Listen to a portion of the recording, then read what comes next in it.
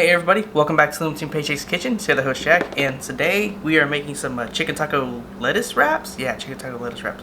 We're going to be using some chicken breast that's sliced up into little bits, and we're going to be sauteing it in some oil and garlic. And we're also going to be making a cilantro sauce to go with it as well. So let's go ahead and get right into it. Alright, we have a lot of stuff here. Hey me, you can see my reflection in my little cheater tablet. But anyway, we have 2 chicken breasts cut lengthwise and then cut further from there. 1 jalapeno, 3 garlic cloves. One of these has 2, one of them has 1. And avocado we're going to dice later. Some sour cream, we're going to need we're going to need half a cup of that. 1.5 Roma tomatoes, cubed. 1 bushel of cilantro.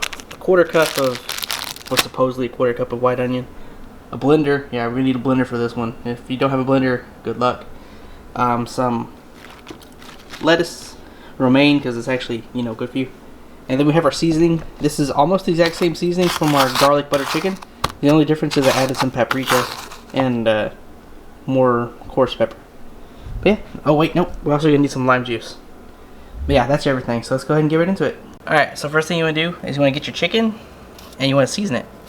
So go ahead and get a paper plate or something flat that you can put your seasoning in and just roll your chicken around in it until you get it evenly coated on all sides. I don't know if it'll focus in on it or not. Doing it this way helps the seasoning stick. Also, pro tip, if you really want your chicken to taste really good, do this and let it sit in the fridge for about half a day. It'll taste really good then. I mean, it's already going to work out for now, but, just a little bonus. Alright, so once you're done seasoning your chicken, pour your oil into your pan, about 2 to 3 tablespoons worth, and get it warm. And go ahead and start adding your chicken to the pan.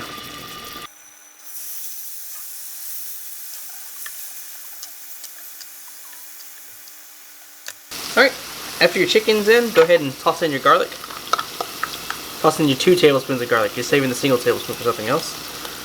Go ahead and sprinkle it around. Doesn't really matter. It'll mix as it cooks. Don't touch the hot skillet. Skillet hot. Fire bad. And mix everything. If you have a lid, go ahead and put a lid on it. But we're going to go ahead and let it cook for about 9 to 15 minutes. Be sure to periodically, toss the chicken, I guess you could say. Alright, so to get started on our cilantro sauce, we need to add half a cup of sour cream to our blender thingy here. Let's go ahead and, now we're going to leave the blades in for now.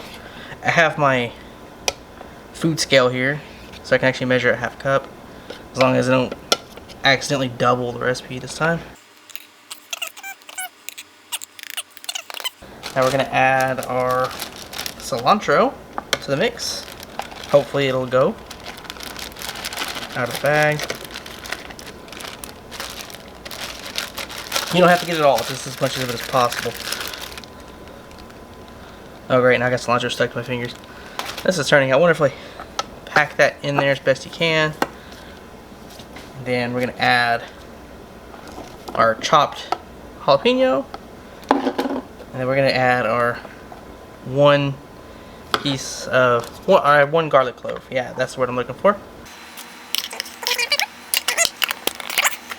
And let it blend for about 1 minute or until nice and creamy.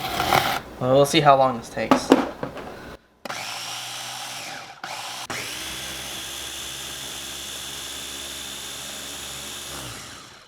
Alright, so after about a minute and a half of blending, this is our result. This will take forever to do by hand. I'm not even sure it's really practical. Yeah, it's very smooth and creamy. And we'll use this later as like a drizzle sauce for the tacos. Or, well, a drizzle sauce for the lettuce wraps.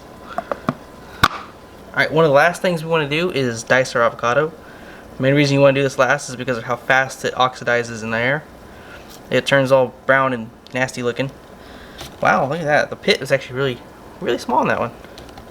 Yeah, it's a really nice color. So we need to take the pit out. I was expecting it to be a little bit deeper in there. So yeah, it just comes out like normal. And we'll just pull out the rest of the avocado using the spoon and put it down flat side on the paper plate. Just repeat this for the other side as well. Some avocados will fight you. especially when they're not ready. This one's a little bit bruised and whatnot, but it'll be okay. Now, next is just go across and slice. I would do this on a cutting board, but I really don't want to make any more dishes than I already am. I've made so many dishes today. Please save me, I need a dishwasher. Alright, and there you go. That's pretty much the quick and dirty and how to dice an avocado. It's super easy to do. Avocado's a little squishy though.